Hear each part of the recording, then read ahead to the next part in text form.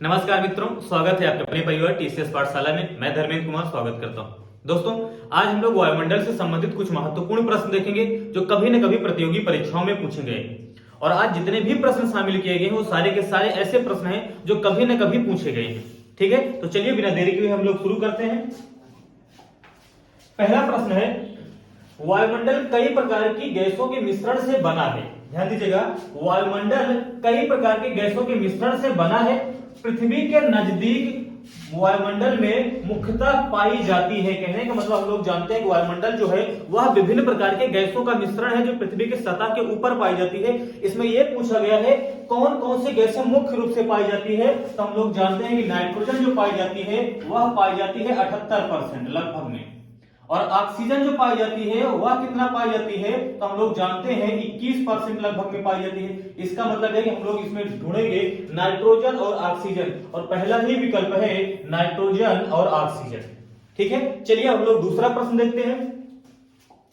दूसरा प्रश्न है, वायुमंडल में सबसे अधिक किस गैस का प्रतिशत है। अभी पिछले ही वीडियो मतलब पिछले ही प्रश्न में हम लोगों ने देखा था कि वास्तव में नाइट्रोजन जो पाया जाता है वह कितना पाया जाता है, लगभग 78% पाया जाता है। ऑक्सीजन जो पाया जाता है वह लगभग 21% पाया जाता है। आर्गन की बात करें तो हम लोग कहेंगे आर्गन जो पाया जाता है 0.93% के आसपास में पाया जाता है। साथ ही साथ कार्बन डाइऑक्साइड गैस की बात करें तो हम लोग कहेंगे 0.03% के आसपास में पाया जाता है।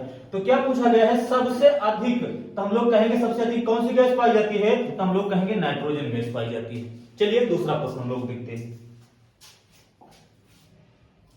देखिए लिखा है, निम्नलिखित में से कौन सी एक वायुमंडल में अस्थायी गैस है। ध्यान से समझना, अस्थायी गैस का मतलब क्या होता है। हमारे वायुमंडल में विभिन्न प्रकार की बहुत सारी गैसें पाई जाती हैं, लेकिन तीन गैसों को अस्थायी गैस के अंतर्गत रखा गया है। ये अस्थायी गैसें कौन कौन सी है, ध्यान से समझना। ये तीन गैसें हैं, एक तो है नाइट्रोजन, दूसरे नंबर की बात करें तो हम लोग कहेंगे ये है ऑक्सीजन, और तीसरे नंबर की बात करें तो ये है आर्गन। ये तीन गैसें हैं जिन्हें क्या कहा जाता है, अस्थायी गैस कहा जाता है। बाकी जितनी भी गैसें होती हैं वो सारी की सारी गैसें जो होती हैं वह अस्थायी गैस होती हैं। अस्थायी गैस कहने का मतलब है कि जिन गैसों में निरंतर या दैनिक परिवर्तन न पाया जाए तो उन्हीं को अस्थायी गैस कहा जाता है। तो ये गैसें जो होती हैं वह अस्थायी गैस होती हैं। तो विकल्प में ढूंढते हैं तो नाइट्रोजन ये है, बाकी और कोई है तो नहीं है। इसका मतलब इसका ऑप्शन जो हो जाएगा वह सी सही हो जाएगा। चलिए हम लोग अगला प्रश्न देखते हैं। अगले प्रश्न की बात करें तो इसमें प्रश्न है, पृथ्वी के धरातल के ऊपर की ओर, ध्यान से समझना, कहा गया है पृथ्वी के धरातल से ऊपर की ओर वायुमंडल के विभिन्न स्तरों का सही अनुक्रम क्या है। कहने का मतलब सबसे पहले कौन सी पाई जाती है तो हम लोग कहेंगे सबसे पहले पाई जाती है क्षोभ मंडल पाई जाती है। उसके बाद कौन सी पाई जाती है तो हम लोग कहेंगे समताप मंडल पाई जाती है। उसके बाद कौन सी परत पाई जाती है तो हम लोग कहेंगे मध्य मंडल पाई जाती है। उसके बाद कौन सी परत पाई जाती है तो हम लोग कहेंगे आयन मंडल पाया जाता है। और इसके ऊपर की बात करें कौन सा तो हम लोग कहेंगे बहिर्मंडल पाया जाता है या बाह्यमंडल पाया जाता है। क्योंकि नीचे से ऊपर की बात किया जा रहा है तो इसी में हम लोग ढूंढेंगे सबसे पहले क्षोभ मंडल, फिर समताप मंडल, फिर मध्य मंडल, फिर आयन मंडल। इसका मतलब इसका ऑप्शन जो हो जाएगा वह सी सही हो जाएगा। ठीक है, चलिए हम लोग अगला प्रश्न देखते हैं। अगला प्रश्न है, ध्यान से समझिएगा, जो अगला प्रश्न है ये इसमें दिया गया है वायुमंडल की 4 परतें हैं। ध्यान से समझना, पहले पूरा प्रश्न पढ़ना तब आगे जो करना है करना है। वायुमंडल की 4 परतें हैं, ये तो दिया ही गया, इसमें कोई दिक्कत नहीं, लेकिन यहां पर क्या किया गया है, ऊंचाई के अनुसार उनका अवरोही क्रम क्या है। अवरोही का मतलब यह है कि घटते क्रम, और घटते का मतलब सबसे पहले ऊपर वाला, फिर नीचे वाला, फिर उससे नीचे वाला, फिर उससे नीचे वाला। इसका मतलब सबसे ऊपर कौन सा होता है तो हम लोग कहेंगे सबसे ऊपर तो होता है बहिर्मंडल। उसके नीचे कौन सा होता है तो हम लोग कहेंगे उसके नीचे होता है आयन मंडल। उसके नीचे कौन सा होता है तो हम लोग कहेंगे मध्य मंडल होता है। इसके नीचे कौन सा होता है तो हम लोग कहेंगे समताप मंडल होता है। इसके नीचे कौन सा होता है तो हम लोग कहेंगे क्षोभ मंडल होता है। यही तो होता है, क्योंकि ऊपर से कह रहा है तो सबसे पहले हम लोग बहिर्मंडल ढूंढेंगे, कहीं पर है नहीं है। फिर आयन मंडल ढूंढेंगे, आयन मंडल कहां पर है तो ये पहले ये आएगा। इसका मतलब सबसे पहले ये वाला हो सकता है। इसका मतलब देखो ये तो हो नहीं सकता, ये तो गलत, ये तो हो नहीं सकता, ये तो गलत, ये तो हो नहीं सकता, ये तो गलत। अब अगर आपको नहीं भी पता होगा, सिर्फ एक ही पता था कि सबसे पहले आयन मंडल पड़ेगा, तो इसी के आधार पे आप इस प्रश्न को सही कर सकते हो। बाकी मैंने पूरा का पूरा आपको क्रम लिख दिया। इस तरह के प्रश्न देखने पर थोड़ा सा लगता है कि वास्तव में कठिन प्रश्न है, लेकिन इस तरह के प्रश्न जो होते हैं वह सबसे आसान प्रश्न होते हैं। बस आपको पता चल जाए कि इस तरह के प्रश्न को हम लोगों को करना कैसे है। तो इस तरह के प्रश्न जब भी आए तो सबसे पहले आपको एक ही विकल्प पकड़ना है कि कौन सा आपको पता है। जैसे इसमें ये पता है कि सबसे ऊपर आयन मंडल है ना, इसका मतलब है कि सबसे पहले आयन मंडल तो आएगा। इसका मतलब है कि हम लोग सबसे पहले ढूंढेंगे कि सबसे पहले नंबर पे एक कहां पर है। इसमें एक है, ये हो सकता है। इसमें एक नहीं है तो ये नहीं हो सकता, ये नहीं हो सकता, ये नहीं हो सकता। इसका मतलब अन्य के बारे में नहीं भी पता होगा तो हम लोग उसके आधार पर भी कहेंगे उत्तर तो यही होगा। ठीक है, चलिए हम लोग अगला प्रश्न देखते हैं। अगला प्रश्न है, ध्यान दीजिएगा, अगला प्रश्न है मौसम संबंधित। ध्यान दीजिएगा, अधिकांश मौसम गतिविधियां जिस वायुमंडलीय परत में होती हैं वह है। आपको पढ़ाया गया है कि मौसम से संबंधित सभी गतिविधियां जो होती है वह वायुमंडल के किस परत में होती है। तो हम लोग जानते हो किसमें होती है, क्षोभ मंडल में होती है, या हम लोग कह सकते हैं क्षोभ मंडल को ही क्या कह सकते हैं, तो हम लोग कह सकते हैं ट्रोपोस्फियर में होती है। किसमें होती है, तो हम लोग कहेंगे ये होती है ट्रोपोस्फियर में। ठीक है ना, ये किसमें होती है, तो हम लोग कहेंगे ये होती है ट्रोपोस्फियर में। चलिए आगे हम लोग अगला प्रश्न देखते हैं। तो इसका तो हो जाएगा ऑप्शन सी। चलिए अगले प्रश्न की हम लोग बात करें तो अगला प्रश्न है ओजोन परत अवस्थित है। बहुत ही आसान सा प्रश्न है, आपको पढ़ाया गया है। ओजोन परत कहां पर अवस्थित है, तो हम लोग कहेंगे समताप मंडल में स्थित है, या कह सकते हैं स्ट्रेटोस्फीयर में स्थित है। और हम लोग जानते हैं कि ओजोन परत क्या करती है, सूर्य से आने वाली परावैंगनी किरणों को अवशोषित कर लेती है, जिससे पृथ्वी की रक्षा होती है। इसलिए ओजोन परत को ही क्या कहा जाता है, तो पृथ्वी का सुरक्षा कवच कहा जाता है। ठीक है, चलिए हम लोग अगला प्रश्न देखते हैं। अगला प्रश्न है, ध्यान दीजिएगा, अगला प्रश्न है सूर्य से निकले विनाशकारी रेडिएशन। ध्यान दीजिएगा, सूर्य से निकले विनाशकारी रेडिएशन निम्न में से कौन सी जीवन सुरक्षा करता है। कहने का मतलब यह है सूर्य से निकलने वाली परावैंगनी किरणों को अवशोषित करके जीवन को रक्षा कौन सी परत प्रदान करती है। तो अभी इसके पहले आप देख चुके हो तो कहोगे ओजोन की परत करती है। इसमें एक विकल्प ये भी दिया गया ऊपर, ये तो सभी ये प्रश्न ये विकल्प हो जाएगा गलत। कौन सा हो जाएगा, ओजोन परत हो जाएगा। ठीक है, चलिए हम लोग अगला प्रश्न देखते हैं। हम लोग बेसिकली ये देख रहे हैं कि वास्तव में वायुमंडल में कैसे कैसे प्रश्न पूछे जाते हैं। ठीक है, चलिए यदि हम लोग अगले प्रश्न की बात करें तो ध्यान दीजिएगा, अगला प्रश्न आपके सामने है समताप मंडल में ओजोन परत का कार्य है। फिर वही प्रश्न है, कहने का मतलब एक ही प्रश्न को कई तरह से घुमा के दिया गया है। समताप मंडल में ओजोन परत का कार्य है, तो हम लोग जानते हैं क्या करता है, परावैंगनी किरणों को अवशोषित करके पृथ्वी की रक्षा करता है। तो इसमें दिया गया है भूमंडलीय ताप को स्थिर रखना, गलत। भूकंप की आवृत्ति को घटाना, ये भी हो जाएगा गलत। मानसूनों की विफलता से बचाना, ये भी गलत। भूतल पर परावैंगनी विकिरण पात को क्या करता है, थामता है या रोकता है। इसका मतलब ऑप्शन डी हो जाएगा सही। चलिए हम लोग अगला प्रश्न देखते हैं। यदि हम लोग अगले प्रश्न की बात करें तो ध्यान दीजिएगा, आपके सामने अगला प्रश्न है ओजोन परत बताती है। तो ध्यान दीजिएगा, ओजोन परत कहां पर पाई जाती है, इसमें यह बताया गया है। तो इसमें यह बताया गया कि अंटार्कटिका की वायुमंडलीय स्थिति। क्या ओजोन परत सिर्फ अंटार्कटिका महाद्वीप पर ही पाया जाता है? नहीं, हर जगह पाया जाता है। इसका मतलब ये तो गलत हो गया। दूसरा दिया गया है शनि ग्रह पर की गई एक आधुनिक खोज, बेकार सा ऑप्शन है, गलत हो जाएगा। पृथ्वी की सतह से लगभग 10 से 20 किलोमीटर, या पृथ्वी की सतह से लगभग 15 से 20 किलोमीटर। हालांकि इसकी औसत ऊंचाई देखा जाए तो लगभग 20 से लेकर 35 किलोमीटर की ऊंचाई तक होता है। लेकिन दिए गए विकल्पों में से यदि हम लोगों को चुनना होगा तो हम लोग कौन सा विकल्प चुनेंगे, तो हम लोग कहेंगे विकल्प ऑप्शन डी चुनेंगे। ठीक है, चलिए हम लोग अगला प्रश्न देखते हैं। यदि हम लोग अगले प्रश्न की बात करें तो हम लोग कहेंगे, देखिए अगला प्रश्न कौन सा है, तो हम लोग कहेंगे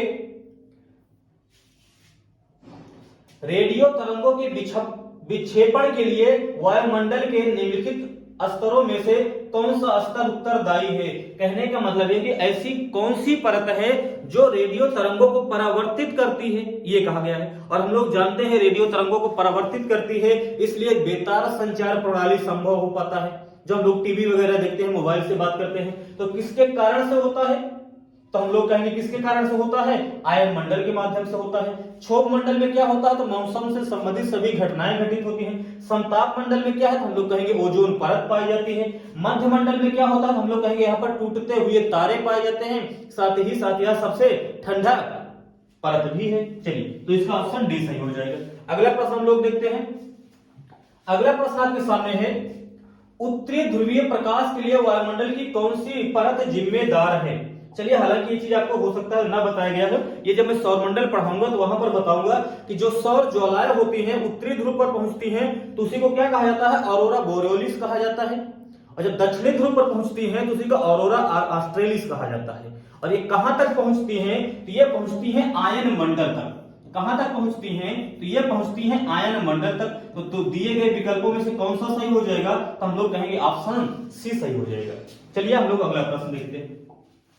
यदि हम लोग अगले प्रश्न की बात करें तो अगला प्रश्न कौन सा है, इसमें वही प्रश्न पूछ लिया गया है, बेतार संचार, ध्यान दीजिएगा, बेतार संचार पृथ्वी की सतह को निम्नांकित द्वारा परावर्तित किया जाता है। इसका मतलब है कि बेतार संचार प्रणाली किसके द्वारा संभव होता है, कौन सा हो जाएगा, तो हम लोग कहेंगे ऑप्शन सी यानी कि आयन मंडल सही हो जाएगा। चलिए, हम लोग अगला प्रश्न देखते हैं। अगला प्रश्न फिर वही है, क्या है, तो इसमें यह पूछा गया है, वायुमंडल की कौन सी परत दूर संचार प्रणाली के लिए प्रयोग की जाती है। यानी वायुमंडल की कौन सी परत, ध्यान दीजिएगा, वायुमंडल की कौन सी परत दूर संचार प्रणाली के लिए प्रयोग होती है, तो हम लोग कहेंगे आयन मंडल प्रयोग होती है। ठीक है, ऑप्शन डी हो जाएगा सही। अगला प्रश्न हम लोग देखते हैं। चलिए, अगला प्रश्न आपके सामने है, दूर संचार, ध्यान दीजिएगा, ये प्रश्न थोड़ा ध्यान से पढ़ के तब कीजिएगा। इसमें है संचार उपग्रह, ध्यान से समझना, इसमें है संचार उपग्रह वायुमंडल के किस स्तर में अवस्थित किए जाते हैं। यानी उपग्रह वगैरह जो भेजे जाते हैं वह वायुमंडल के किस परत में भेजे जाते हैं, तो आपको बताया गया है कि यह भेजे जाते हैं बहिर्मंडल में या बाह्य मंडल में। दिए गए विकल्पों में से कौन सा हो जाएगा, तो हम लोग कहेंगे ऑप्शन ए हो जाएगा सही। चलिए, हम लोग अगला प्रश्न देखते हैं। यदि हम लोग अगले प्रश्न की बात करें तो आपके सामने अगला प्रश्न जो है, ध्यान से पढ़िएगा, उसके बाद बताइएगा। ठीक है ना। इसमें दिया गया है, निम्नलिखित में से, ध्यान दीजिएगा, निम्नलिखित में से कौन से वायुमंडल के स्तरों एवं उनके अभिलक्षणों के सुमेलन में सही है। कौन सी सही है, क्षोभ मंडल में मौसम संबंधी घटनाएं होती हैं, इसका मतलब यह है कि यह भी सही हो जाएगा। दूसरे नंबर पे समताप मंडल में क्या होता है, तो समताप मंडल में ओजोन परत पाई जाती है, इसका मतलब ये भी सही हो जाएगा। साथ ही साथ बात करें आयन मंडल में पृथ्वी की सतह की ओर परावर्तित रेडियो तरंगों, इसका मतलब ये है कि ये भी सही हो जाएगा। सही है कि नहीं सही। फिर दिया गया है मध्य मंडल कहां पर पाई जाती है, मध्य मंडल में ध्रुव ज्योति पाई जाती है। ध्रुव ज्योति का मतलब है कि टूटते हुए तारे पाए जाते हैं, इसका मतलब ये भी सही है। इसका मतलब ए 1 2 3 4 सभी सही हैं, तो दिए गए विकल्पों में से ऑप्शन ए हो जाएगा सही। ठीक है, इस तरह के भी प्रश्न आते हैं और आसान से प्रश्न होते हैं, आपको सारी की सारी चीजें आपको पढ़ाई गई है। चलिए, अगला हम लोग प्रश्न देखते हैं।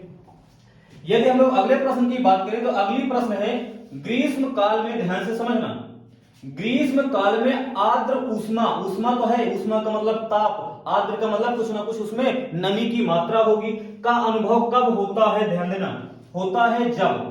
कहने का मतलब यह है कि जैसे हम लोग गर्मी के दिनों की बात किया जाए तो इसमें पूछा गया है ग्रीष्म काल में आर्द्र उष्मा का अनुभव होता है कब, तो हम लोग कहेंगे जब उमस वगैरह होती है, तो हम लोग जानते हैं कुछ ना कुछ आर्द्रता की मात्रा होती है, तो उमस वगैरह यानी दिए गए विकल्पों में से ऑप्शन डी हो जाएगा सही। चलिए, हम लोग अगला प्रश्न देखते हैं। यदि हम लोग अगले प्रश्न की बात करें तो इसमें यह दिया गया है, आर्द्रता परिणाम है। क्या दिया गया है, आर्द्रता परिणाम है, इसका मतलब क्या है, ध्यान से समझना। आर्द्रता का मतलब यह है कि वायुमंडल में विद्यमान जलवाष्प या नमी की मात्रा को आर्द्रता कहा जाता है। अब कहां से आता है, उसके स्रोत क्या होते हैं, तो हम लोग जानते हैं कि इसके स्रोत क्या होते हैं, तो यह होता है वाष्पीकरण एवं वाष्पोत्सर्जन होता है। लेकिन पूछ क्या रहा है, आर्द्रता परिणाम क्या है, तो हम लोग कहेंगे वायुमंडल में विद्यमान जलवाष्प या नमी की मात्रा। तो दिए गए विकल्पों में से हवा में नमी की उपस्थिति, इसका मतलब दिए गए विकल्पों में से ऑप्शन डी हो जाएगा सही। लेकिन अगर स्रोत पूछा जाए तो वाष्पीकरण एवं वाष्पोत्सर्जन होता है। ठीक है, चलिए हम लोग अगला प्रश्न देखते हैं। यदि हम लोग अगले प्रश्न की ओर बढ़े तो हम लोग देखते हैं ये कौन सा प्रश्न है, बहुत ही अच्छा प्रश्न है, थोड़ा सा लगेगा कि आपको डिफिकल्ट है, ठीक है ना। अब ध्यान से पढ़ना और उसके बाद दिए गए विकल्पों के अनुसार से उत्तर देना। दिया गया है कथन, क्या दिया गया है, कथन दोनों गोलार्धों में 60 से 65 डिग्री अक्षांशों में उच्च दाब की बजाय निम्न दाब की पेटियां पाई जाती हैं। अब आपको बताना है कि 60 से 65 डिग्री पर जो होता है वह उच्च वायु दाब होता है कि निम्न वायु दाब होता है। तो आपको बताया गया है कि यहाँ पर निम्न वायु दाब पेटी पाई जाती है। क्या नाम है, उपध्रुवीय निम्न वायु दाब पेटी पाई जाती है। इसका मतलब यह है कि ये तो हो गया सही। फिर दिया गया है कारण, निम्न दाब क्षेत्र भूमि पर नहीं बल्कि महासागरों पर अस्थायी होते हैं। क्या निम्न वायु दाब क्षेत्र भूमि पर नहीं सिर्फ महासागरों में अस्थायी होते हैं, यह हो जाएगा गलत। इसका मतलब ये वाला क्षेत्र तो है गलत। सही कौन सा है, सिर्फ एक सही है। इसका मतलब ये कहा गया है ए और आर दोनों सही हैं, तो गलत, दोनों सही नहीं है। फिर कहा गया है ए और आर दोनों सही हैं, दोनों सही नहीं है, गलत। इसका मतलब ए सही है परंतु आर गलत है। दिए गए विकल्पों में से उत्तर हो जाएगा ऑप्शन सी। जो आपके सामने प्रश्न लिए गए हैं वो थोड़ा सा हाई लेवल के लिए गए हैं ताकि आप देखो कि आप प्रश्न कर ले रहे हो कि नहीं कर ले रहे हो, ठीक है। चलिए हम लोग आगे देखते हैं। अगला प्रश्न है, ध्यान दीजिएगा, अगला प्रश्न है निम्न अक्षांशों, ध्यान दीजिएगा, अगला प्रश्न है निम्न अक्षांशों अथवा उत्तरी तथा दक्षिणी में से किसे हार्स अक्षांश कहा जाता है। हार्स अक्षांश का मतलब क्या होता है, तो हम लोग कहेंगे अश्व अक्षांश कहा जाता है। किसे अश्व अक्षांश कहा जाता है, तो हम लोग जानते हैं कि 30 से लेकर 35 डिग्री जो अक्षांश रेखा उपोष्ण कटिबंधीय उच्च वायु दाब पेटी है उसी को कहा जाता है हार्स अक्षांश यानी अश्व अक्षांश कहा जाता है। तो दिए गए विकल्पों में से आप किसको चुनोगे, तो कहोगे ऑप्शन ए को चुना जाएगा, ठीक है। चलिए हम लोग अगला प्रश्न देखते हैं। यदि हम लोग अगले प्रश्न की ओर बढ़े तो हम लोग देखते हैं कि ये कौन सा प्रश्न है, जिसमें ये है निम्नलिखित कथनों पर विचार कीजिए। क्या है, इसमें दिया गया है निम्नलिखित कथनों पर विचार कीजिए। चलिए हम लोग विचार करते हैं। कहा गया है सागरों के ऊपर लगभग 30 से 35 डिग्री उत्तर तथा दक्षिण अक्षांश पर विद्यमान दो कटिबंधों में से प्रत्येक हार्स अक्षांश कहलाता है। कहने का मतलब यह है कि इसको सीधा पकड़ेंगे, इसे क्या कहा जाता है, तो हम लोग कहेंगे उपोष्ण उच्च वायुदाब पेटी कहा जाता है। कहा गया है क्या, उत्तर एवं दक्षिण दोनों गोलार्धों में उपोष्ण उच्च वायुदाब पेटी को अश्व अक्षांश कहा जाता है। इसका मतलब यह है कि ऑप्शन हो जाएगा सही। फिर कहा गया है हार्स अक्षांश निम्न दाब कटिबंध है। हार्स अक्षांश को चक्कर छोड़ो, ये बताओ हार्स अक्षांश किसे कहा जाता है, तो हम लोग कहेंगे उपोष्ण उच्च वायु दाब को कहा जाता है। तो यहाँ पर उच्च वायु दाब होता है तो यहाँ तो निम्न वायु दाब दिया गया है। इसका मतलब ये वाला विकल्प हो जाएगा गलत। तो सही कौन सा हो जाएगा, केवल ए। इसका मतलब ऑप्शन ए हो जाएगा सही। चलिए हम लोग अगला प्रश्न देखते हैं। अगला प्रश्न आपके सामने है, ध्यान दीजिएगा, अगला प्रश्न आपके सामने है वायुदाब सबसे कम होता है। वायुदाब कब कम होगा, जब सीधी सी बात है जब तापमान ज्यादा होगा, और जब तापमान ज्यादा होगा तो गैसें गर्म होंगी, जब गर्म होंगी तो हल्की होंगी, जब हल्की होंगी तो ऊपर उठेंगी, और जब ऊपर उठेंगी तो वायुदाब कम होगा। इसका मतलब क्या होगा, तापमान ज्यादा होगा यानी गर्मी का समय होगा, और गर्मी का समय मतलब क्या हो जाएगा, तो हम लोग कहेंगे ग्रीष्म ऋतु। तो ग्रीष्म ऋतु में क्या होता है, तो हम लोग कहेंगे वायुदाब सबसे कम होता है, ठीक है। चलिए हम लोग अगला प्रश्न देखते हैं। यदि हम लोग अगले प्रश्न की बात करें तो हम लोग अगला प्रश्न देखते हैं। बहुत ही अच्छा प्रश्न है और देख सकते हो कि कहां पर आया हुआ है, 2005 में, ठीक है ना। और ये सारी की सारी चीजें आपको पढ़ाई गई है। चलिए हम लोग पढ़ते हैं। क्या दिया गया है, कथन दिया गया है ए उत्तरी गोलार्ध में पवन प्रतिरूप दक्षिणावर्त तथा दक्षिणी गोलार्ध में पवन प्रतिरूप वामावर्त। कहने का मतलब यह है कि मान लेते हैं कि ये हमारी पृथ्वी है, ये 0 डिग्री अक्षांश रेखा है, तो हम लोग क्या कहेंगे कि उत्तरी गोलार्ध में क्या होता है, दाहिने घूम जाती हैं हवाएं, और दक्षिणी गोलार्ध में क्या होता है, तो हम लोग जानते हैं कि बाएं घूम जाती है। तो यही तो इसमें कहा गया है। क्या कहा गया है, ध्यान से समझना। इसमें कहा गया है कि उत्तरी गोलार्ध में दक्षिणावर्त यानी दक्षिणावर्त, और दक्षिणी गोलार्ध में वामावर्त होता है। इसका मतलब यह है कि ऑप्शन ए हो जाएगा सही। बी की बात करते हैं, कारण क्या है, उत्तरी तथा दक्षिणी गोलार्धों में पवन प्रतिरूपों की दिशाओं का निर्धारण कोरियोलिस प्रभाव से होता है। सही है कि नहीं सही? ये जो प्रभाव होता है वह कोरियोलिस बल के कारण ही तो होता है। इसका मतलब ये है कि ये वाला भी हो जाएगा सही। तो चलिए इसमें से देखते हैं कौन सा विकल्प हम लोगों को चुनना होगा। चलिए, ए और आर दोनों सही है तथा आर ए का सही स्पष्टीकरण है। बिल्कुल सही है, दोनों सही हैं और दोनों सही व्याख्या भी कर रहे हैं। ठीक है, चलिए हम लोग अगला प्रश्न देखते हैं। बहुत ही अच्छे प्रश्न हैं और आप देख सकते हो किस लेवल में आए हुए हैं, और आपने अगर ध्यान से पढ़ा होगा, रिवीजन किया होगा, तो सारे के सारे प्रश्नों के जवाब आप दे सकते हो। ठीक है, चलिए अगला प्रश्न आपके सामने है, ध्यान दीजिए। अगला प्रश्न है हवा के पैटर्न्स। ध्यान दीजिएगा, अगला प्रश्न है हवा के पैटर्न। देख सकते हो कि सारे के सारे प्रश्न कहां पर आए हुए हैं। ठीक है ना, 2008 में आया हुआ है। अभिकथन यानी ए, हवा के पैटर्न दक्षिणी गोलार्ध में घड़ी की सुई के दिशा में यानी दक्षिणावर्त। क्या बताओ, हवाएं जो होती हैं दक्षिणी गोलार्ध में दक्षिणावर्त घूमती हैं? नहीं घूमती हैं, वामावर्त घूमती हैं। इसका मतलब तुरंत हम लोग कह देंगे गलत है। फिर दूसरा दिया गया है, उत्तरी तथा दक्षिणी गोलार्ध में हवा के पैटर्न्स कोरियोलिस प्रभाव से निश्चित होते हैं। यह सही है कि जो दक्षिणावर्त एवं मतलब हवाएं दक्षिणी उत्तरी गोलार्ध में अपने दाएं और दक्षिणी गोलार्ध में अपने बाएं घूमती हैं, वह कोरियोलिस बल के कारण ही घूमती हैं। इसका मतलब यह है कि ये तो हो जाएगा सही। ध्यान से समझना, इसमें क्या कहा गया है, इसमें कहा गया है कि ये उत्तरी गोलार्ध में, देखिए दक्षिणी गोलार्ध में घड़ी के सुई के दिशा में यानी दक्षिणावर्त। क्या दक्षिणी गोलार्ध में ये दाहिने घूमती हैं?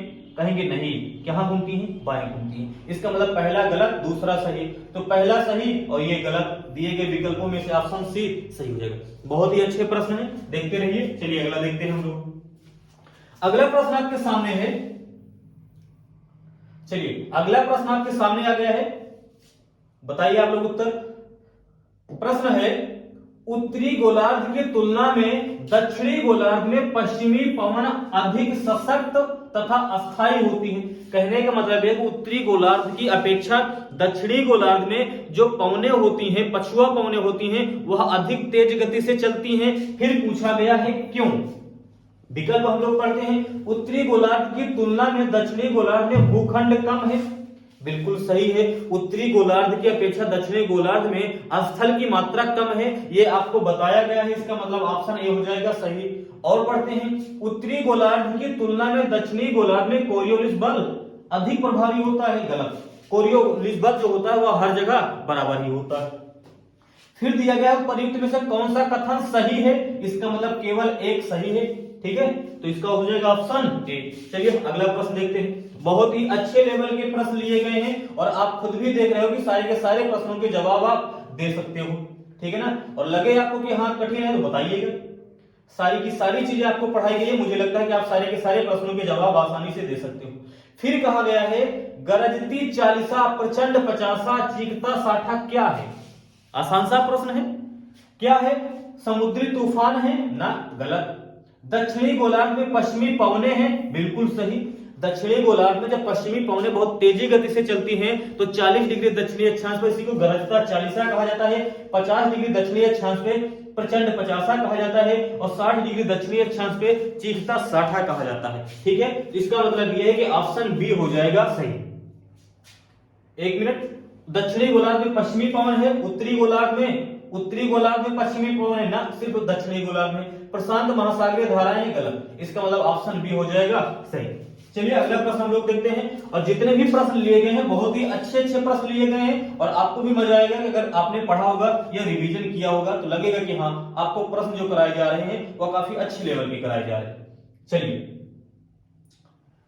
अगला प्रश्न आपके सामने आ गया है, तूफानी चालीसा के बारे में निम्नलिखित में से कथनों पर विचार कीजिए। यानी तूफानी चालीसा के बारे में विचार आपको करना है। क्या क्या विकल्प दिया गया है? ये उत्तरी और दक्षिणी गोलार्धों में निर्बाध बहती है, तो ना उत्तरी गोलार्ध में नहीं बहती है, सिर्फ दक्षिणी गोलार्ध में बहती है। इसका मतलब ये हो जाएगा गलत। फिर कहा गया है ये बड़ी शक्ति और स्थिरता से बहती हैं। ये सही है, काफी तेजी गति से बहती हैं और काफी स्थिरता से बहती हैं। इसका मतलब ये तो हो जाएगा सही। फिर कहा गया है इनकी दिशा सामान्य तौर पर दक्षिणी गोलार्ध में उत्तर पश्चिम होती है। भाई ये बताओ, ये हवाएं जो होती हैं बिल्कुल ऐसे ही तो चलती हैं, ये ऐसे ही चलती हैं, तो इनकी दिशा क्या है, तो हम लोग कहेंगे उत्तर पश्चिम है। इसका मतलब है कि ये भी हो जाएगा सही। आगे हम लोग बात करें, मेघाच्छन्न आकाश, वर्षा और खराब मौसम इनके साथ सामान्य तौर पर संबंधित होते हैं। भाई जब हवाएं तेज चलेंगी तो मौसम तो खराब वगैरह होगा ही होगा, सीधी सी बात है। इसका मतलब ये भी सही हो जाएगा। तो 2, 3, 4 सही है। तो 2, 3, 4 किसमें विकल्प है, 2, 3, 4 सही है, ऑप्शन बी हो जाएगा सही। ठीक है, चलिए अगला प्रश्न हम लोग देखते हैं। थोड़ा सा ध्यान देना, जो प्रश्न आपके सामने लिए गए हैं वो काफी हाई लेवल के प्रश्न लिए गए हैं, इसलिए आपको लगेगा कि सर ये तो मैं कहीं कर ही नहीं पा रहा हूं, लेकिन अगर आपने ध्यान से पढ़ा होगा, रिवीजन किया होगा, तो आप अच्छे अच्छे प्रश्न कर सकते हो। ठीक है, चलिए हम लोग अगला प्रश्न देखते हैं। अगला प्रश्न आपके सामने आया है, इसमें भी देख सकते हो। अगला प्रश्न आया है कि विश्व के समुद्री, ध्यान देना, विश्व के किस समुद्र क्षेत्र में लंबी चालीसा यानी 40 डिग्री जो दक्षिणी अक्षांश में चलती है, गरजता चालीसा की बात कर रहा है, पवने प्रवाहित होती हैं, उत्तरी सागर में प्रवाहित होगा ना, उत्तरी सागर यानी आर्कटिक सागर की बात कर रहा है, नहीं प्रवाहित होगा। उसके बाद कैरेबियन सागर में प्रवाहित होगा ना, क्योंकि ये वेस्ट इंडीज के आसपास में है, इसका मतलब ये भी गलत, ये भी गलत। कोरल सागर में प्रवाहित होगा, कोरल सागर का मतलब ये है कि ये ऑस्ट्रेलिया महाद्वीप है, तो यहाँ पर कोरल सागर है, प्रवाहित होगा, यहाँ पर भी नहीं प्रवाहित होगा, तो प्रवाहित कहां पर होगा, तो हम लोग कहेंगे हिंद महासागर में प्रवाहित होगा। ठीक है ना, चलिए आप देख सकते हो कि कहां पर प्रश्न आए हुए हैं और कब आए हैं, और काफी अच्छे प्रश्न हैं। चलिए अगला प्रश्न हम लोग देखते हैं। फिर अगला प्रश्न आपके सामने है, दक्षिणी गोलार्ध में पवन बाईं ओर विचलन का कारण क्या है। कहने का मतलब दक्षिणी गोलार्ध में हवाएं अपने बाएं घूम जाती हैं, क्यों, तो हम लोग कहेंगे कोरियोलिस बल के कारण। और कोरियोलिस बल क्यों होता है, तो हम लोग कहेंगे पृथ्वी के घूर्णन के कारण। यदि हमारी पृथ्वी गति ना कर रही होती तो कोरियोलिस बल पाया जाता, नहीं पाया जाता। इसका मतलब दिए गए विकल्पों में से ऑप्शन सी हो जाएगा सही। चलिए अगला प्रश्न हम लोग देखते हैं। अगला प्रश्न फिर आपके सामने आ गया है, और आप देख सकते हो कि ये सारे के सारे प्रश्न जो हैं कभी ना कभी आपके एग्जाम में आए हुए हैं और काफी अच्छे लेवल में आए हुए हैं, और आप भी इन प्रश्नों के जवाब आप दे ले। प्रश्न पूछा गया है, उच्च दाब क्षेत्र से भूमध्य सागर की ओर चलने वाली हवाएं या पवनें होती हैं। कहने का मतलब ये है कि मान लेते हैं कि ये क्या है, ये मान लेते हैं कि ये विषुवत रेखा है और ये यहां से हवाएं चल रही हैं, और यहीं पर बीच में क्या है, यहां पर बीच में की बात करें तो हम लोग कहेंगे यहीं पर बीच में जो है ये भूमध्य सागर है। क्या है, भूमध्य सागर है। तो जब हवाएं यहां से ऐसे चलेंगी तो ये कौन सी पवनें होती हैं, तो हम लोग कहेंगे सर जी ये तो व्यापारिक पवनें होती हैं। कौन सी पवनें होती हैं, तो व्यापारिक पवनें होती हैं। विकल्प कौन सा सही हो जाएगा, ऑप्शन बी हो जाएगा। ठीक है, चलिए अगला प्रश्न हम लोग देखते हैं। अगला प्रश्न आपके सामने आ गया है, चलिए पढ़िए और दिए गए प्रश्न का जवाब दीजिए जल्दी से। इसमें दिया गया है कि पवनों का मौसमी उत्क्रमण, मौसमी यानी बदलता रहता है, उत्क्रमण का मतलब बदलता रहता है, और किसका प्रतिरूपी अभिलक्षण है, भूमध्य रेखीय जलवायु का ना, किसका है, तो हम लोग कहेंगे ये है, ये किसका है, तो हम लोग कहेंगे मानसूनी जलवायु का। मानसून का मतलब ये है कि जब हवाएं ऋतुओं के अनुसार अपना मार्ग बदले या परिवर्तन करें तो उसी को मानसूनी हवाएं कहेंगे। और अगर किसी जलवायु का निर्माण इसी के कारण हो जाए तो उसी जलवायु को मानसूनी जलवायु कहा जाता है, जैसे भारत की जलवायु है। तो इसका कौन सा सही हो जाएगा, ऑप्शन सी हो जाएगा सही। चलिए अगला प्रश्न हम लोग देखते हैं। अगला प्रश्न आपके सामने है, बहुत ही अच्छा प्रश्न है, लगेगा कि थोड़ा सा डिफिकल्ट प्रश्न है, लेकिन कोई बात नहीं, हम लोग करेंगे क्योंकि हम लोग ये सारी की सारी चीजें हम लोग पढ़ेंगे। प्रश्न क्या कह रहा है, ध्यान से समझना। सूची 1 को सूची 2 के साथ सुमेलित कीजिए और सूचियों के नीचे दिए गए कूट का प्रयोग कर सही उत्तर चुनिए। फान पवन कहां पर प्रवाहित होती है, तो आपको बताया गया है कि ये आल्प्स पर्वत के आसपास के क्षेत्रों में प्रवाहित होती है। इसका मतलब ये चला जाएगा आल्प्स पर्वत या स्विट्जरलैंड। सिमुम पर्वत कहां पर प्रवाहित होती है, तो ये प्रवाहित होती है अरब के प्रायद्वीप में। इसका मतलब ये है अरब के प्रायद्वीप में ही कुर्दिस्तान। सांता आना कहां पर प्रवाहित होती है, तो हम लोग कहेंगे ये प्रवाहित होती है कैलिफोर्निया में। जोंडा कहां पर प्रवाहित होती है, तो हम लोग कहेंगे अर्जेंटीना में प्रवाहित होती है। इसका मतलब फॉन अब देखो इस तरह के प्रश्न लगेगा कि कठिन है, लेकिन सबसे आसान होते हैं। बस प्रश्न को करना सीख जाओ। बस कैसे करोगे ध्यान से समझना। फोन पवन है, फोन कहां पर प्रवाहित होती है? चार। तो सिर्फ एक के नीचे चार ढूंढो, एक के नीचे चार, इसका मतलब या तो ये होगा या तो ये होगा, इसका मतलब ये तो गलत ये तो गलत, बात खत्म। अब देखो और किसके बारे में जानते हो? मान लो सांता आना के बारे में जानते हो, कैलिफोर्निया, तो सी के नीचे तीन ढूंढो, सी के नीचे तीन ढूंढो, इसका मतलब या तो ये सही हो सकता है या तो ये सही हो सकता है। लेकिन इस वाले प्रश्न को तो पहले ही गलत काट चुके हो, इसका मतलब ये नहीं हो सकता है, तो बचा कौन सा? ये हो गया। बाकी मैंने पूरा का पूरा दिया लगा ही दिया है। मतलब इस आधार पे सिर्फ उसको पकड़ना है जो आपको आता है, उसी के आधार पे आप लोग विकल्प चुन सकते हो। ठीक है, चलिए अगला प्रश्न हम लोग देखते हैं। यदि हम लोग अगले प्रश्न की ओर बढ़ते हैं तो देखते हैं, बहुत ही अच्छा प्रश्न है, जब उसको कर सकते हो तो इसमें कुछ है ही नहीं। प्रश्न वही है, बस बदल गया है। फॉन एक स्थानीय पवन है, यानी इस तरह के प्रश्न पूछे जाते हैं। चीन की है, कोरिया की है, जापान की है, स्विट्जरलैंड की है। आप लोग कहोगे स्विट्जरलैंड की, ठीक है ना। चलिए अगला प्रश्न देखते हैं।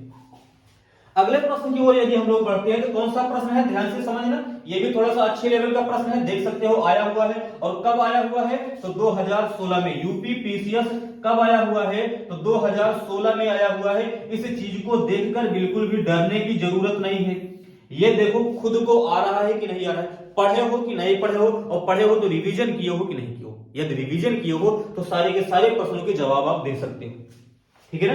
क्योंकि आपको इस तरह से पढ़ाया गया है, इस तरह से समझाया गया है, कोई भी प्रश्न कुछ भी पूछेगा आप सारे के सारे प्रश्नों के जवाब आप दे सकते हो। ठीक है, चलिए हम लोग पढ़ते हैं। निम्नलिखित में से कौन सा युग्म सही सुमेलित नहीं है? इस चीज पे काम करना, सही पूछ रहा है कि नहीं पूछ रहा है। फॉन पवन स्विट्जरलैंड में प्रवाहित होती है, सही है। बोरा पवन कहां पर प्रवाहित होती है? या पोलैंड में प्रवाहित होती है। मिस्ट्रियल पवन राइन में प्रवाहित होती है, सही है। खमसीन मिस्र में प्रवाहित होती है, सही है। बोरा पवन कहां पर प्रवाहित होती है? ये इसका मतलब है पोलैंड में प्रवाहित नहीं होती है। ये कहां पर प्रवाहित होती है? तो हम लोग कहेंगे ये यूरोप में प्रवाहित होती है। कहां पर? यूरोप में प्रवाहित होती है। अच्छा यूरोप में है तो ये पोलैंड भी है, पोलैंड जो है ये यहीं पर है। तो बोरा कहां पर प्रवाहित होती है? तो हम लोग कहेंगे जो बोरा प्रवाहित होती है यह प्रवाहित होती है एड्रियाटिक सागर के पास में, यानी इटली के आसपास में। कहां पर प्रवाहित होती है? एड्रियाटिक सागर के पास में प्रवाहित होती है। इसका मतलब दिए गए विकल्पों में से ये सही सुमेलित नहीं है। ठीक है, अगला प्रश्न हम लोग देखते हैं। अगला प्रश्न आपके सामने आ गया, चलिए जल्दी से उत्तर दीजिए आप लोग। अगला प्रश्न कह रहा है, ध्यान दीजिए, अगला प्रश्न कह रहा है निम्नलिखित में से कौन सुमेलित नहीं है? चिनूक जो पवन पाई जाती है संयुक्त राज्य अमेरिका में पाई जाती है, बिल्कुल पाई जाती है, सही है। सिराको पवन जो है इटली में पाई जाती है, इटली का ही एक द्वीप है सिसिली, इसका मतलब ये भी सही है। ब्लिजर्ड पवन जो होती है कहां पर पाई जाती है? तो हम लोग कहेंगे ये पवनें जो होती हैं वह ध्रुवीय पवनें होती हैं। कहां पाई, कौन सी होती हैं? ध्रुवीय पवनें होती हैं। और चिली देश जो है वह हम लोग जानते हैं कि दक्षिण अमेरिका का एक देश है चिली, इसका मतलब दक्षिण अमेरिका में पाया जाएगा। तो हम लोग कहेंगे ना, इसका मतलब ये हो जाएगा गलत। और नॉर्वेस्टर कहां पर पाई जाती है? भारत में पाई जाती है, तो ये हो जाएगा सही। दिए गए विकल्पों में से ऑप्शन जो हो जाएगा आपको चुनना होगा, तो कौन सा चुनोगे? Option C. चलिए अगला प्रश्न देखते हैं। यदि हम लोग अगले प्रश्न की ओर बढ़ते हैं तो देखते हैं कि कौन सा प्रश्न है। चलिए आपके सामने आ गया है, देख सकते हो कि प्रश्न कब आया हुआ है। चलिए, निम्न स्थानों में से किस एक में रुधिर वर्षा होती है? पढ़ाया गया है आपको कि अफ्रीका महाद्वीप से जब ये हवाएं इटली में पहुंचती हैं तो उनके रेत के कारण जब यहां पर वर्षा होती है तो लाल लाल दिखाई देती है, जिसे खूनी वर्षा कहा जाता है। क्या कहा जाता है? खूनी वर्षा कहा जाता है। तो रुधिर वर्षा कहां पर दिखाई देती है? हम लोग कहेंगे इटली में दिखाई देती है। किस पवन के कारण दिखाई देती है? तो हम लोग कहेंगे सिराको के कारण दिखाई देती है। ठीक है ना, तो ऑप्शन ए हो जाएगा सही। चलिए अगला प्रश्न हम लोग देखते हैं। अगला प्रश्न आपके सामने आ गया है, चलिए दिए गए प्रश्न विकल्प के अनुसार उत्तर दीजिए आप लोग। आपके सामने प्रश्न है, चलिए निम्नलिखित युग्मों पर विचार करें। क्या है? निम्नलिखित युग्मों पर विचार करें, स्थानीय पवन का नाम, संबंधित देश। सिराको जो है फ्रांस में है ना, सिराको जो है वह इटली में है। कहां पर है? इटली में है। इसका मतलब ये कहां पर है? ये तो हो जाएगा इटली में। तो जो विकल्प में दिया गया है ये हो जाएगा गलत। बोरा पवन कहां पर है? एड्रियाटिक यानी इटली के पास में ही है, ये चल जाएगा। ब्लिजर्ड पवन जो है वह कहां पर है? कनाडा में प्रवाहित होती है, सही है। ब्लिजर्ड पवन जो होती है वह ध्रुवीय पवनें होती हैं, कनाडा, अमेरिका, रूस, यूरोप इन क्षेत्रों में प्रवाहित होती हैं। तो ये भी सही हो जाएगा। तो कौन सा कह रहा है? सही सुमेलित नहीं है। इसका मतलब केवल एक जो है वह सही सुमेलित नहीं है। अगला प्रश्न हम लोग देखते हैं। चलिए हम लोग बिल्कुल समाप्ति के कगार पे आ गए हैं। आपके सामने प्रश्न दिया गया है, देखिए, संयुक्त राज्य अमेरिका में क्या प्रश्न है? संयुक्त राज्य अमेरिका के मध्य मैदानों पर चिनूक हवाओं का क्या प्रभाव पड़ता है? तो आपको बताया गया है जब चिनूक हवाएं जाती हैं बर्फ पिघलने लगती हैं, इसीलिए इसी को बर्फ भच्छी यानी हिमभच्छी हवा भी कहा जाता है। जब पिघलने का इसका मतलब तापमान बढ़ेगा तभी तो बर्फ पिघलेगा। इसका मतलब क्या करेगा? गर्मी का तापमान कम हो जाता है, जाड़े का तापमान बढ़ जाता है, तापमान समान रहता है, तो हम लोग कहेंगे जाड़े का तापमान बढ़ जाता है। क्या होता है? जाड़े का तापमान बढ़ जाता है। ऑप्शन ए हो जाएगा सही। चलिए लास्ट प्रश्न आपके सामने आ गया है। कौन सा प्रश्न है और दिए गए विकल्पों के अनुसार आपको उत्तर देना है। विकल्प आपके सामने प्रश्न क्या है? निम्नलिखित में से कौन सा सही सुमेलित नहीं है? सही सुमेलित नहीं है यानी सांताना कैलिफोर्निया यूएसए में प्रवाहित होती है, सही है। हबूब जो है वह सूडान में प्रवाहित होती है, सही है। यामो जो है वह जापान में प्रवाहित होती है, सही है। मिस्ट्रल जो है वह ऑस्ट्रेलिया में प्रवाहित नहीं होती है बल्कि यूरोप में प्रवाहित होती है। कहां पर प्रवाहित होती है? यूरोप में प्रवाहित होती है। तो इसका मतलब ये है, दिए गए विकल्पों में से ये हो जाएगा सही। तो ये 41 प्रश्न लगभग हो गए हैं समाप्त। हम लोगों ने वो प्रश्न देखे जो काफी अच्छे लेवल के प्रश्न थे और जो आए हुए प्रश्न थे, ठीक है ना। तो चलिए आज हम लोग समाप्त करते हैं। वीडियो कैसा लगा कमेंट करके जरूर बताइएगा और साथ ही साथ आपने 40 या 41 प्रश्नों में से कितने सही किए हैं कमेंट बॉक्स में ये भी बताइएगा, ठीक है। धन्यवाद।